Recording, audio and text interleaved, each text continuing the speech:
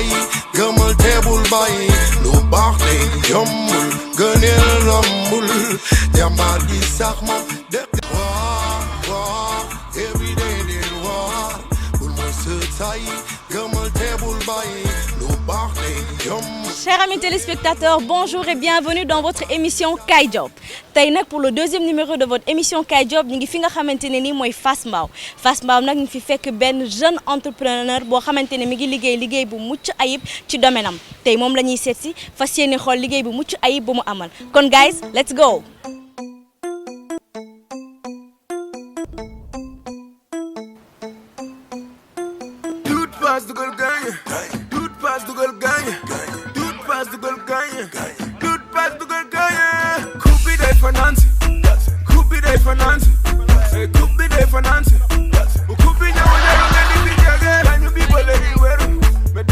mbokk yi seetaan comme ni ñu ko waxee woon sànq tey nag ki ñuy seet si mi ngi tudd Samba Camara ñu koy woowee si diwaanam Samba Mbalit donc moom nag muy liggéey ci li nga xamante ni mooy de l'or dur donc comme ni ngeen ko gisee ku gis sama accoutrement tey xam ni dañuy def vraiment un travail de terrain donc pour wan leen juste ni que ku ci nekk mën ngaa dóor waar fi nga nekk en plus mbalit bi xaalis a ngi ci te mën nga cee liggéey ba vraiment bay sa waar donc tey nag ñu fas yéene ànd ak moom wan leen li nga xamante ne nii mooy projet pré-collecte bi nga xamante ni moom lay amal ci diwaanam donc ba tey ñu ànd Samba Mbalit.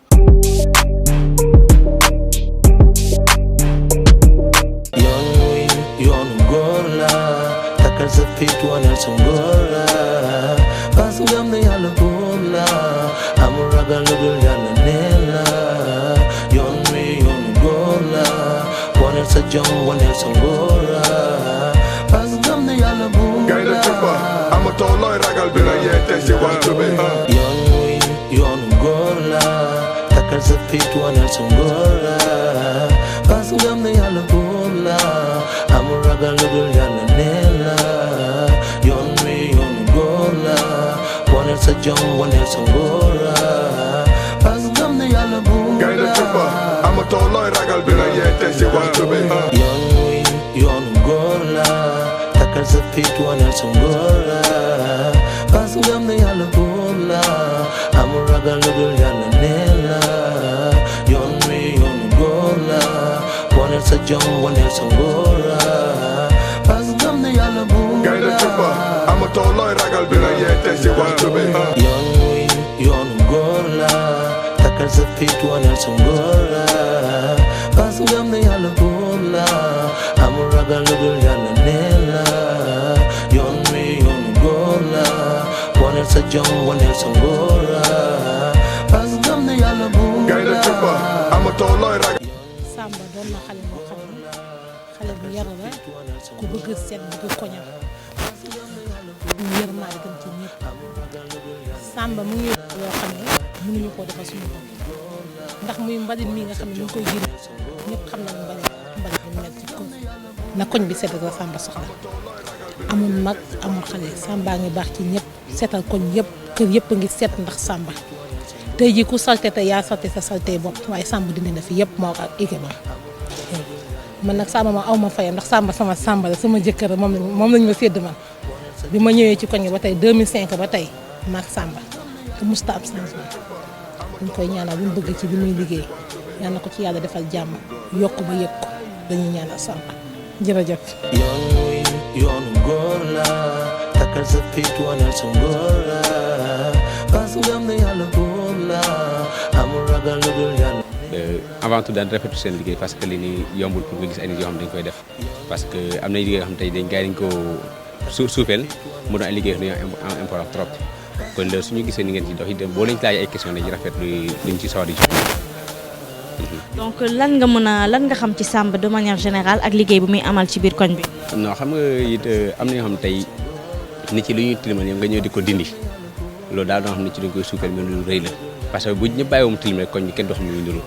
kon parfois da ngay ne am na ay feebar yoo xam ne lu bëri ñu ñooy feebaral suñu bopp parce que ñooy tilimal ñooy def yu bëri ñooy tax mu am mais tey bu fekkoon ñu ñëpp jël nañ comme intention mu jël ñu ñëpp def ko comme liggéey moo loolu mais ñoo ngi koy rafetlu parce que liggéey bu am important la rafetlu ko macha allah.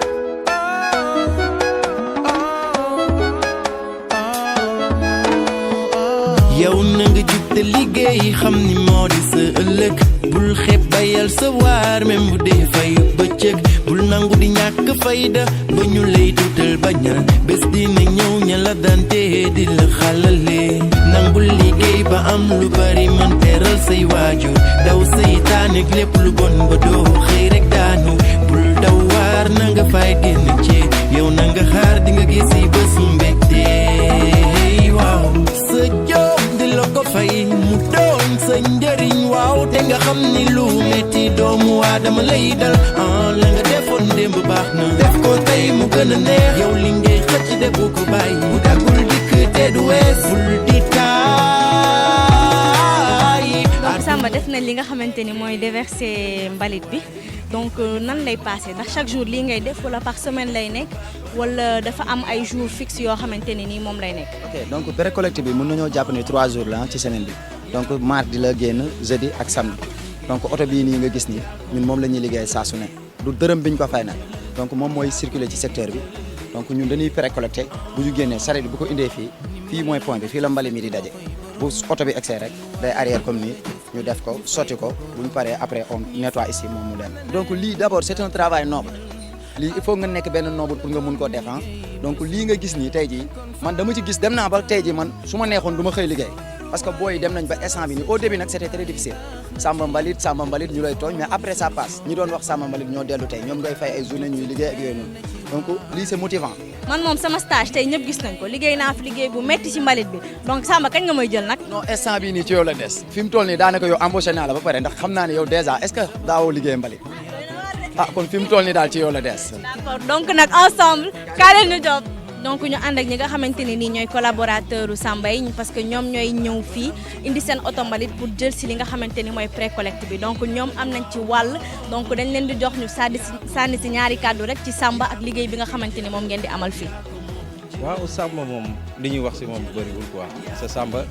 jeune bu am ambition la xama nangu na liggéey xama yaatu na waaw parce que liggéey bii boo yaatuwul doo ko mën parce que façon nit bu nekk mooy ñëw des fois nit day ñëw di la sous-estimer xama mais yow ca la nga nekk ci rek moom Baye Fall la yaatu na ku nangoo liggéey la nag waaw loolu daal laa xam ne tey jii nii moom mën naa ko wax si moom beneen chose bi mooy ñi nekk ci mbalit mi population bi nañ ñu respecté quoi ñu xam ne lii ñuy def ñoom ñoo ci gën a bénéficier parce que benn seeni mbalit la ñuy jël ñun koñ bu ñu dëkk duñ fa jël mbalit oto bi bu jugee foofu vide lay ñëwee bu ñëwee fii lay chargé man loolu laa amoon loo xam ne ni war naa ko ci gën a sànni ñu respecté gars yi quoi ñu xam ne lii liggéey la ay noobul lañ nag. ñu leen di jaajëfal bu wér comme lu mu ko waxee rek lancé na message bu am importance mooy liggéey boo gis rek liggéey la donc ensemble ñëw leen ñu job.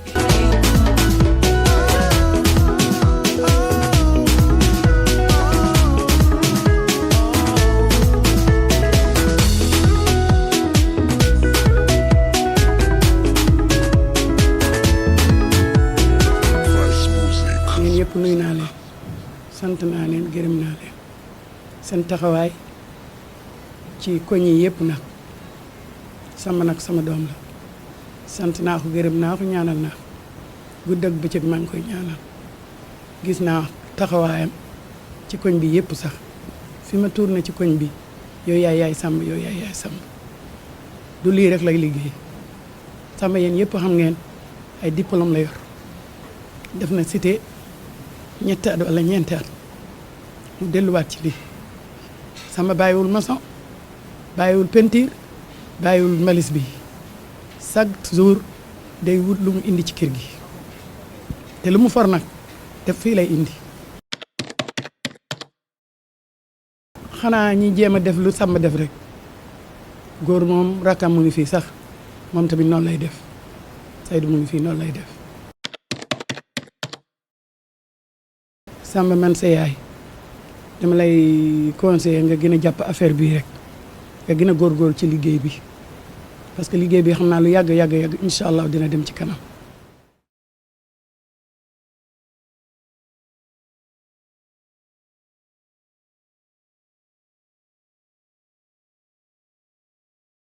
xale bu yaru xale bu am yëg ku jox nit ñi cër tam nekk jàmbaar tamit nekk liggéeykat xeebut dara lépp loo xamante ne nii su ko gisee mu mën cee jëree dara dimbali ci boppam dimbali ci ay waajuram da koy def.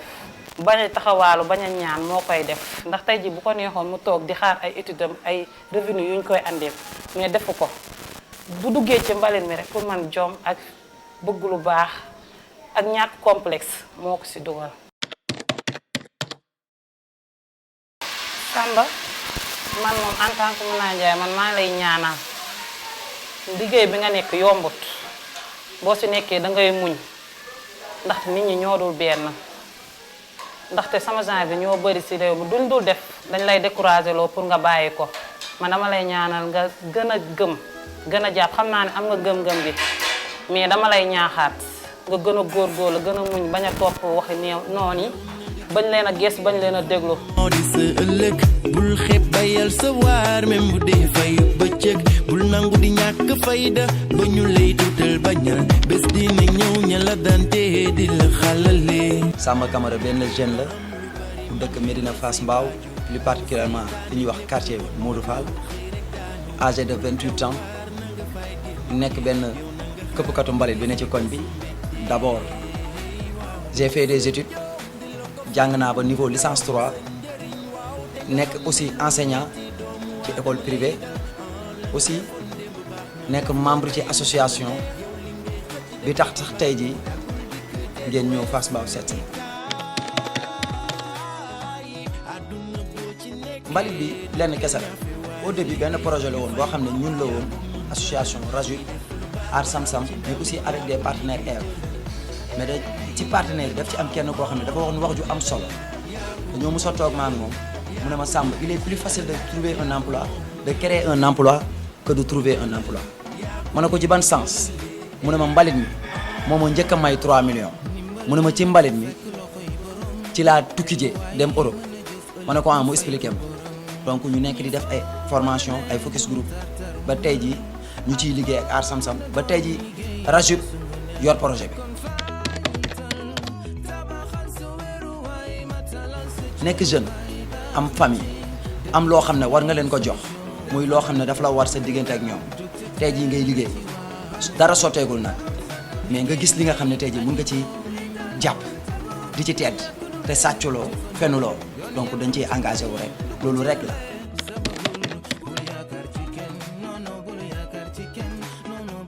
di nga liggéey ba fin du mois jot nga am problème pour jot sa xaalis à part ça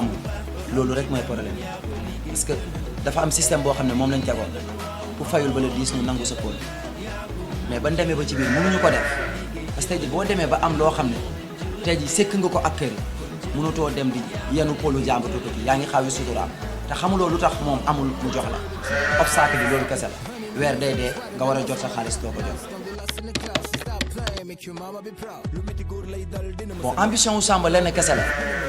je veux un jour devenir quelqu'un ki nga xam ne je vais aider ma famille mais pas may sàcc wala may fen loolu rek a tax may daan sama doole di ñàkk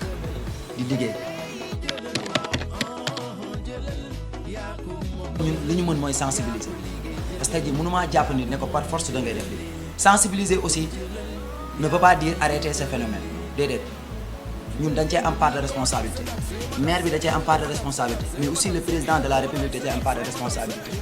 tey jii ñoom bu ñu doon créer ay système jege association yi di leen pousser à ce que ñoom di leen appuyer ñuy def ay set setal mais aussi xool oto mbalit bi ni muy circuler essayer de poser ay pôles yi nga xam ne dañ koy teg ci mbedd yi wala sax ñu jege jeunes yi nga xam ne tey jii dañoo mel ni ñu ngi liggéey ci quartier yi di leen remercier ci initiative yi nga xam ne tey jii am ngeen ko parce que tey jii le fait que ngeen di xool ay jeunes yi nga xam ne ce sont des jeunes entrepreneurs ñu toog seen coin et puis joxuñu leen dara vous vous êtes déplacé ngeen ñëw ba fii seet si ñu waxtaan ak ñun di montrer ñun ñi nga xam ne ñu ngi suñu rukk di ko def donc di ñu def lu dul di leen di remercier di wax ni seen slogan bi ngeen xam am ni muy kaay jox man dama leen di woo sax nag ne leen kaay leen ñu àndandoo ñun ñëpp ñu jox loolu rek laa am lu ma leen di wax di leen remercier bu baax a baax.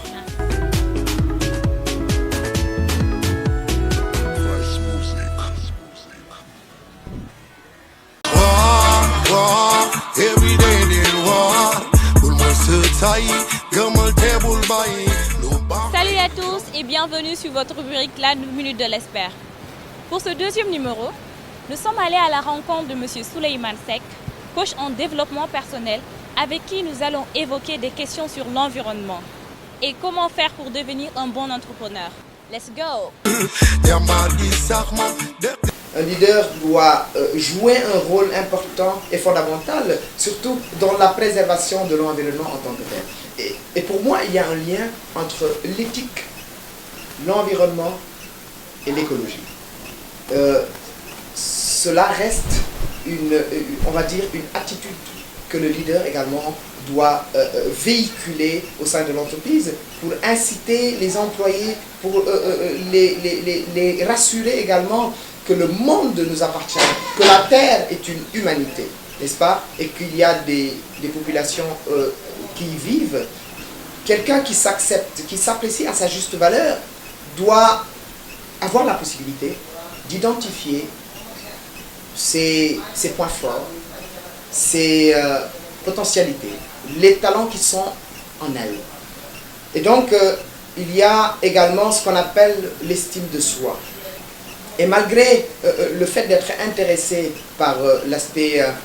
du profit, il faut que le leader également ait la motivation et également l'engagement social et sociétal vis-à-vis de la société. Et enfin, vous avez le respect et la responsabilité. Et à mon humble avis, le leader doit incarner une attitude de respect, une attitude de responsabilité, c'est-à-dire c'est quelqu'un qui sait prendre des décisions, mais qui les assume également. Et pour moi, c'est une source de motivation, c'est une source également d'inspiration, c'est l'incarnation de valeurs et du sens de la responsabilité. Merci à M. Seck de nous avoir reçus et d'avoir répondu à toutes nos questions. J'espère que ça a été assez clair pour vous.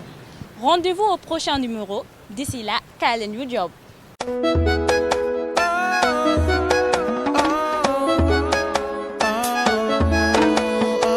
yow na nga jub te liggéey xam ni moo di sa ëllëg bul xeeb bayal sa waar même bu dee fayu bëccëg mbokk téléspectateurs yi lii lañ leen indiloon tey ci seen émission Kaay Job ma ànd seeg yéen saa su ne dem à la rencontre des jeunes entrepreneurs ambitieux de ce pays nga xamante ni fii la ñuy yeewoo tey nag mu nekkoon ki nga xamante ni nag moom la ñu fekk si fii si Fass Mbao muy Samba Camara donc beneen yoon beneen entrepreneur lay doon d'ici là kaay leen ñu job every day they war bul ma sëtaay gëmal te bul bàyyi lu baax lay yombul gëneel rombul jàmbaar gi sax moom